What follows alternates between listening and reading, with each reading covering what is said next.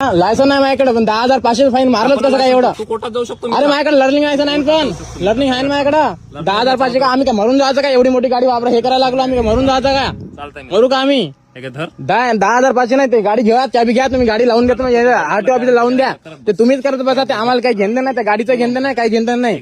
हे बघा तुमचं तुम्ही पाहून घ्या, आता आम्हाला काही घेणं नाही, तर तुमचं तुम्ही बघा. ते गाडी घेऊन द्या, नाही तर तुम्ही मित्रा नियमानुसार केलं नाही. नियमानुसार विषय नाही दादा, विचार सांगा प्रॉब्लेम. आपण घरी माणसं आहो, सांगा. एक तुम्ही बंजारी मी बंजारीच होता, मी कळेनचा आहोत, केनचा आहोत. आता तर फाईन मारू तू न बोलता तर फाईन मारती नाही. विचार करून 10,500 रुपये मग गाडी विचार भरबीता नाही मग 10,500. अशा अधिकाऱ्यांवरती किती व्हिडिओ बनवायचे? लाज वाटते कधी कधी व्हिडिओ बनवताना सुद्धा. साहेबांनी फाईन मारला, ड्रायव्हरकडे लायसन नसताना.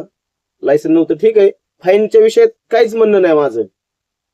परंतु साहेब मार्च एंड असल्यामुळे जसे तुम्ही लोकांना नियम शिकवता ना, तसे स्वतः पण नियमात वागायला शिकावं.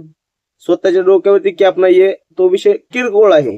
गाडीमध्ये कॅप असेल, पण तुमच्या गाडीचा इन्शुरन्स संपलेला आहे आणि तुम्ही लोकांना येऊन इथं हुशाऱ्या चोरता रोडवरती येऊन.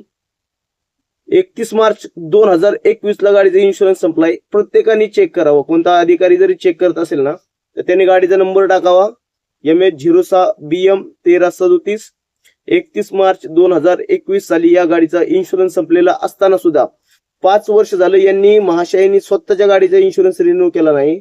आणि हे लोकांना हुशारा रोडवर येऊन शिकवतात. ड्रायव्हरकडे लायसन नाही, तुम्ही फाईन मारला. फाईनच्या विरोधात माझं काहीच मत नाहीये, पण जसे लोकांना तुम्ही नियम शिकवता ना साहेब, तसे ना स्वतः पण नियमात वागायला शिका.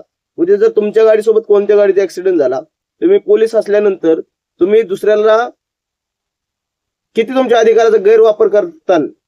उदाहरण, उद्या जर तुमच्या गाडीसोबत कोणाचा ऍक्सिडेंट वगैरे झाला, कोणी येऊन तुमच्या गाडीला ठोकलं किंवा तुम्ही एखाद्या गाडीला ठोकलं, तुमचा इन्शुरन्स नाहीये, तुम्ही काय सांगणार कोर्टामध्ये केस गेल्यानंतर? आणि तुम्ही काय करताना हे सगळ्याला माहितीये. तुम्ही तुमच्या अधिकाराचा किती चुकीचा वापर करता हेच आम्हाला माहितीये. परंतु तुम्ही त्या गाडीचा इन्शुरन्स संपलेला असताना ती गाडी रस्त्यावर आणलीच कशी? आणि आणली ते आणली ठीक आहे ना, तुम्ही फाईन मारा, फाईनच्या विषयात काहीच म्हणणं नाही. परंतु तुम्ही लोकांना नियम शिकवता तसे तुमच्या गाड्या पण क्लिअर पाहिजेत ना. आज जर 5-5 वर्ष जरी इन्शुरन्स तुमच्या गाड्या संपलेला असेल, तरी तुम्ही त्या गाड्या घेऊन रोडवरती येता, यात तुमची चूक नाहीये.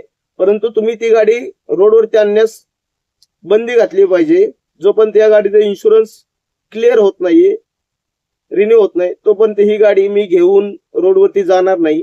असं तुम्ही तुमच्या अधिकाऱ्याला का सांगू शकत नाही?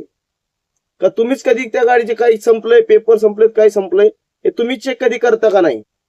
तर तुम्ही चेक करत नसताना तर गोरगरीब जनतेच्या पोटावरती तुम्ही येऊन नियमाचे धडे का शिकवता साहेब? हा व्हिडिओ एवढा व्हायरल करा ना, गृहमंत्री देवेंद्र फडणवीस साहेबांपर्यंत हा व्हिडिओ पोहोचला पाहिजे. जर तुमच्याच अधिकाऱ्यांच्या जर गाड्या जर क्लिअर नसतील, तर तुमचे अधिकारी कोणत्या अधिकाराने रोडवरती येऊन लोकांपर्यंत, लोकांच्या गाड्यांवरती 10-10 हजाराचे फाईन मारण्याचं काम करतात? हा सवाल मी विचारत आहे. हा व्हिडिओ जास्तीत जास्त लोकांपर्यंत शेअर करा. फडणवीसांपर्यंत हा व्हिडिओ गेला पाहिजे, एवढीच विनंती आहे माझी फक्त.